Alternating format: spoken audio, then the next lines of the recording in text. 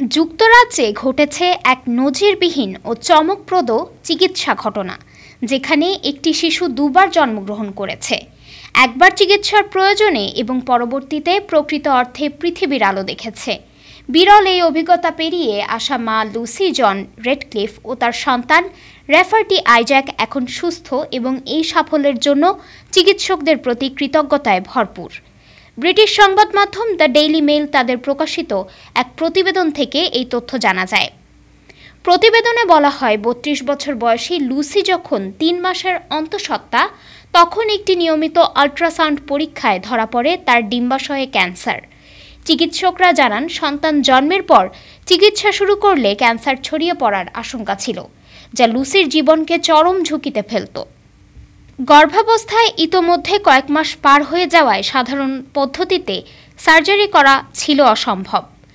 এই কঠিন পরিস্থিতিতে শল্য চিকিৎসক ডক্টর সোলেইমানি মাজেদের নেতৃত্বে একদল চিকিৎসক একটি জটিল এবং উচ্চ ঝুঁকিপূর্ণ পদ্ধতির সিদ্ধান্ত নেন, বিশ্বজুড়ে যেটি হাতে গোনা কয়েকবারই সম্পন্ন হয়েছে।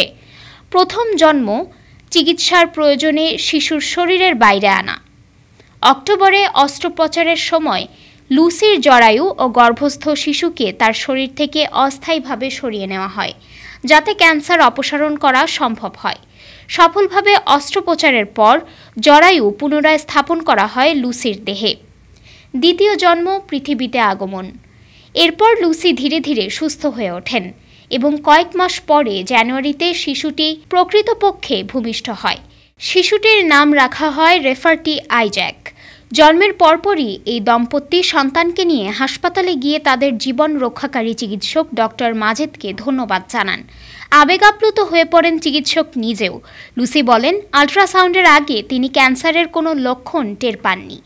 তাই এভাবে সঠিক সময়ে রোগ নির্ণয় ও চিকিৎসার সুযোগ পাওয়াটাকে তিনি ভাগ্য হিসেবে দেখছেন।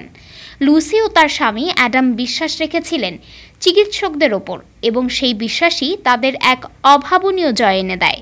অ্যাডাম বলেন, এত সংগ্রামের পর যখন আমরা রেফার্টিকে কোলে নেই, সেটি ছিল আমাদের জীবনের সবচেয়ে আবেগঘন মুহূর্ত। প্রসঙ্গত, যুক্তরাজ্যে প্রতি বছর প্রায় ৭,৫০০ নারী ডিম্বাশয়ের ক্যান্সারে আক্রান্ত হন, যাদের মধ্যে ২/৩ ক্ষেত্রে রোগ ধরা পড়ে দেরিতে। ফলে বছরে প্রায় ৪,০০০-এর বেশি নারী এ রোগে মৃত্যুবরণ করেন। লুসির মতো ঘটনা তাই শুধু বিরল নয়, বরং চিকিৎসা বিজ্ঞানের এক অসাধারণ দৃষ্টান্তও বটে। এই গল্প কেবল একটি শিশুর দুবার জন্মের ঘটনা নয়, এটি একজন মায়ের সাহস, একজন চিকিৎসকের নিষ্ঠা এবং চিকিৎসা বিজ্ঞানের এক যুগান্তকারী সফলতার প্রতীক। ডেস্ক রিপোর্ট, আজ বার্তা, ঢাকা।